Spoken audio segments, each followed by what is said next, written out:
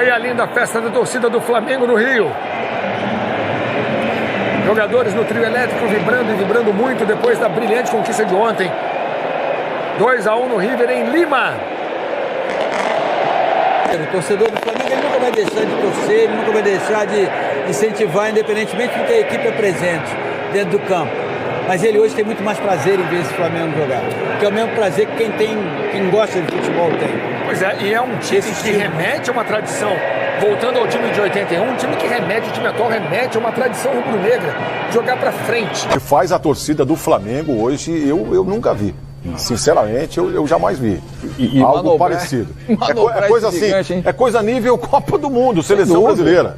O maior time do mundo é aquele que conquista mais títulos, mas em termos de torcida, é o maior time do mundo.